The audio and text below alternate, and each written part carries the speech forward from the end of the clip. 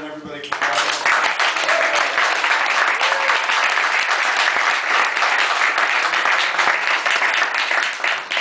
Are there any questions or things you want to talk about before we go? Yes, sir. Yuuki, what do you think about when you're just kind of sitting there and playing solo? What am I thinking about? Yeah, when you're just like sitting there playing solo, what goes through your mind? Try to look natural.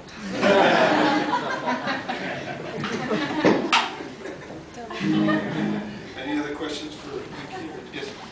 I saw you around like 2007 and asked you what are the chances of the Headphones album. You said like 90%, and then you like shared with me some like techniques you were going to use on it. And then I saw you a few years later, and it was 0%. Totally full of shit. I was wondering like what happened, like why not? I guess. Well, I think in 2007 it still had not occurred to us how difficult rebranding really is. Yeah. And that was one of the problems with the Headphones record to begin with, is that we had sort of Pedro The Lion expectations for it, and no one else had any connection, idea what it was.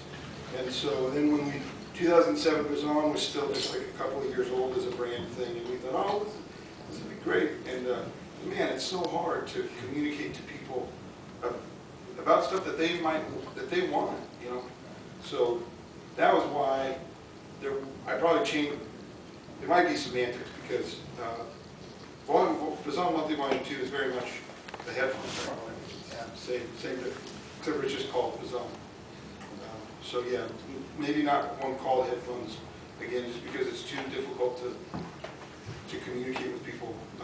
Hey, maybe you might like this music because this is the brand name. Yeah. This is maybe not a question, but I feel like with the reception of the Headphones record may have also been due to like it was a little ahead of its time, like emotionally. It's pretty weird. Well, yeah, but like I feel like post 9/11, we were all like, we got this, like we can do this, and then we kind of came into like the world is crazy and fucked up. Yeah. Whereas like so that's where I came to the Headphones. It's like later. Yeah. And so I was wondering if you agree with that or. Well, and that sounds right. It's also just so my thing just in general is an acquired taste. Let's see. And I think Headphones is doubly an acquired taste. It's not just my voice that is already an acquired taste, but it's accompanied by this very strange music that doesn't. It's not strange because it's so like avant-garde. It's strange because it's kind of naive and it feels weird and kind of claustrophobic or something. Emotionally kind of confusing, I think. So maybe that ties in with what you're saying a little bit. You know, and there are some distinct themes on the record that are kind of at war with each other a little bit here and there too. So it's a strange record. That said, I'm so happy that we're playing it every night, or every two but one. And you're like, wait, did they skip it? Because, I don't know, just digging through it, it's taken me time to figure out what I like about some of these tunes. And I really like them now. And even that second to last one, which I thought was kind of a piece of poop. Yeah. Hi. Hi. How are you? Good, dude. I want to know, what do your kids think of your job? I don't know. Sometimes they'll say, I'm getting ready to leave on tour, they say, go get us some money, Dad. I'll be right back. And then other times, I don't know. I don't know what they think of it. They know about music and they know that, you know, but they'll ask like, you know, Death Cab will come on, they'll be like, you know these guys, right? And yeah, and then like the Beatles come on and they're like, you know these guys. Or Radiohead or something like this, you know, come on. That's part of my question, is like, because your job is so specific and that you're like one of the few sort of working class musicians, that you're not like a rock star. Like, do they know how to make sense of that at all? Probably not. I don't know if they know what the rock star is. I mean, they know who would they, Katy Perry, I guess they would know is like, it's like a star that they see kind of playing music in front of massive audiences, like a TV thing or something like this. But I don't know if they even have the perception about what that would be, because like they like all kinds of music, and whenever they interact with live music, it's always pretty, you know, it's like at a club or something like that, or at Bumbershoot at a festival. And so I don't know that they would know that distinction, but it's a cool distinction.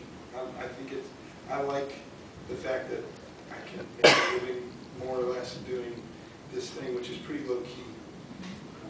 And I don't have to, I was thinking about this, there's a friend of mine who plays music, and I've been so inspired by him over the years, but there's a sense in which he is playing shows and trying to convince everybody that he is special, that he is set apart and different than them. And that's sort of part of the job of certain musicians, is they want to make you think that they're different, that they're somehow like kind of better. And I really like that that's not a part of my job. I'm just a weird dude.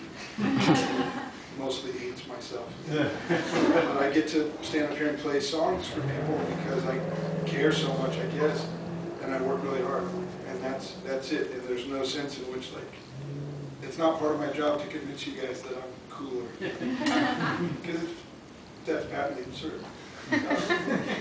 And I like that. And I'm sad for my friends who have that burden. Because they have to believe it themselves. What a joke. And it ruins all their relationships. It's so crazy. It's so crazy. So yeah, just to regular people doing their jobs. It's been a pleasure to play for you guys. Yeah, really, this place is incredible.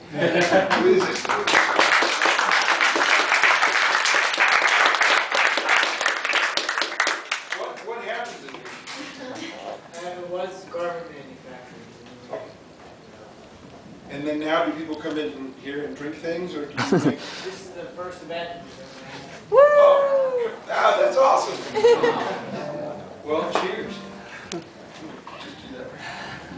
Cheers, you guys. Have a good night. Yeah, happy Independence Day. We'll be able to turn this thing into something less screwed up one day. There's good people around. We all get a little turned upside down.